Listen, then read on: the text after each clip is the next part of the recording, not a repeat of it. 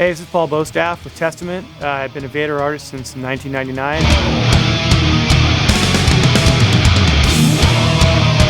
Well, what got me to start playing Vader drumsticks is actually a friend of mine named Gene D'Amico, who used to work for Noble and Cooley.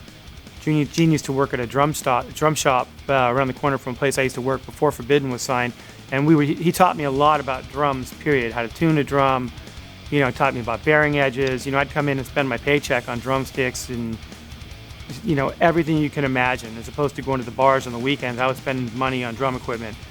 So we would talk about drumsticks, what kind of sticks I was using, what kind of sticks he felt were the best sticks, and he always told me about Vader. I'd always heard Vader being mentioned throughout my entire career, and at the time, I was using sticks, and I was told by Gene that actually Vader made sticks. So I was like, what? I'm like, okay, that's kind of weird, but okay, cool.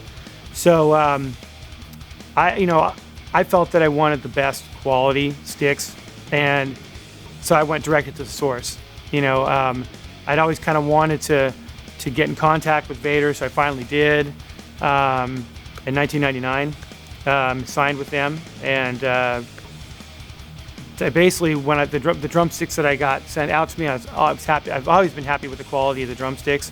I started working with the rocks, and as in everything with my playing, which is something that probably drives myself crazy about myself, I'd say, is that I always change something to try something different. I never stick with one thing in particular, especially if I'm looking for a sound. So sometimes I'll change drumstick sizes because a heavier stick sometimes gives me a more deliberate sound, depending on the album or the material that I'm working on. Now that I've kind of gone and matured a little bit more, I want more out of my technique and my fingers and my style. So I'm gravitating away from super heavy sticks. I play less with my arms than I do with my hands, although maybe it doesn't look like it live. And maybe that's not necessarily the truth, but that's the way I see it anyway. But now I'm using the Fatback 3As. They work really great. I use them with the nylon tip. I prefer nylon tips over wood tips because with wood tips I don't get as much definition on the ride cymbal as I'd like. Nylon tips, especially for thrash metal, and I've been playing thrash metal for over 20 years now.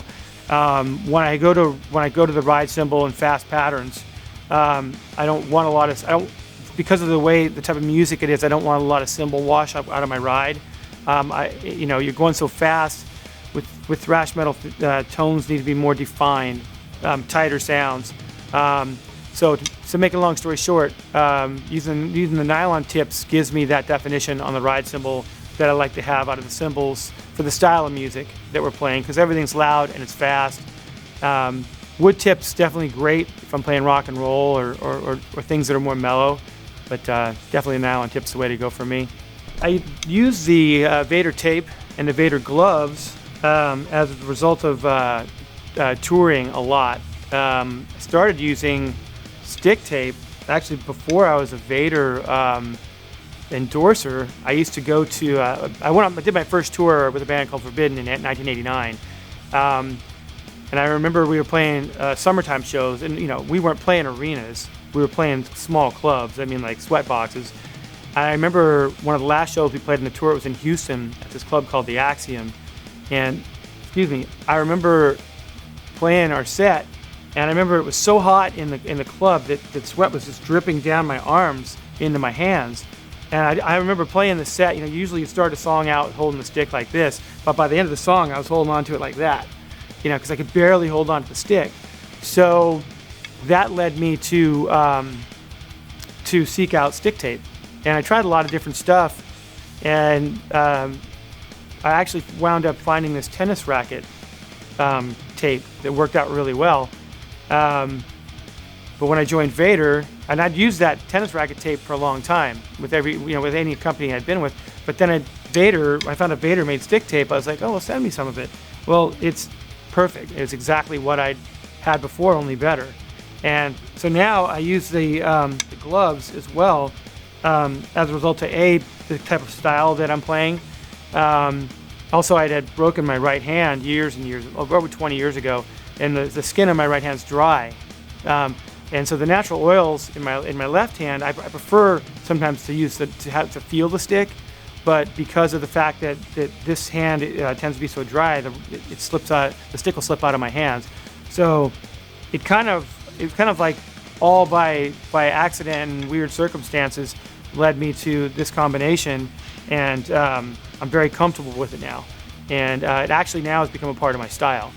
I would say that using the stick tape in conjunction with the gloves gives me a lot more power than maybe I normally would have. Gives me a lot more efficiency when I'm playing fast. Kind of allows me to throw myself at the kit. You know, it's kind of become a part of my personality behind the kit as well. So it's not just it's weird because it's not just gloves and stick tape for me. It's part of something I have to play.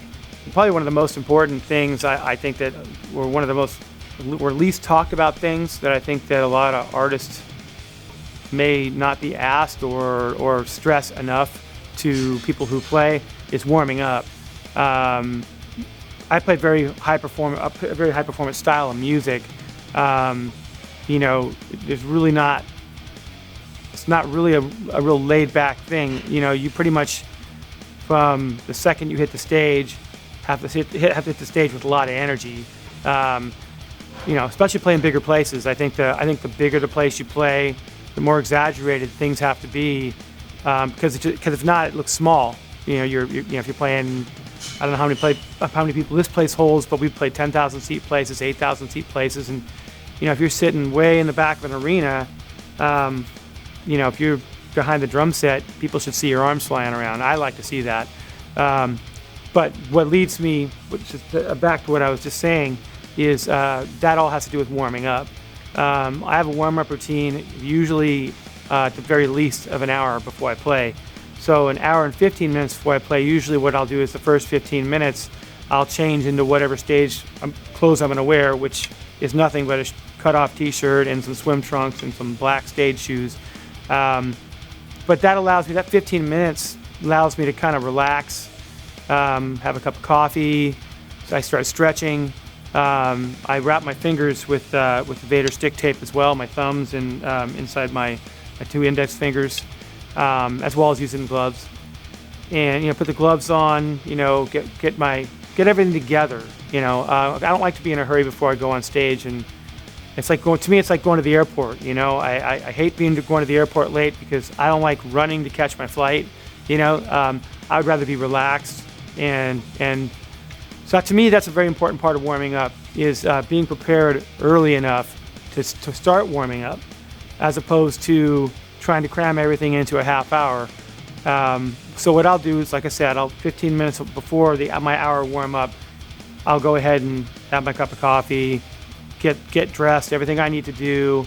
It gets me into a mental mindset too. I kind of get away from talking to people, and I go into the dressing room. There's not a lot of people in there but the band members, so it's more of like a, you know, I'd say a sports environment, like a, you know, you're in an environment where everybody's kind of like warming up. It's quiet. You can kind of get you into your own mental space. That's very important for me, because anything that's bothering you during the daytime or whatever's on your mind, you shouldn't bring on stage with you, because that's not the crowd's responsibility to worry about that kind of stuff. So that's all part of the whole mindset, you know, or zen of it, is trying to disconnect who you are off stage, and there's somebody else on stage, and that's who you are on stage. When you get off stage, be that person. When you're on stage, you're a drummer. You're playing in a rock band. You want to give people your money's worth. You're an entertainer.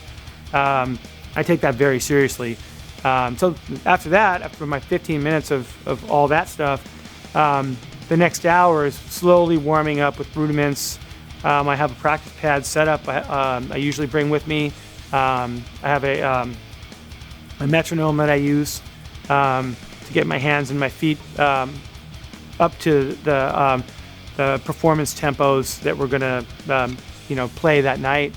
And I'll do that for an hour. And I pretty much build myself up to a sweat. And you know, when I hit the stage, I've already started to sweat.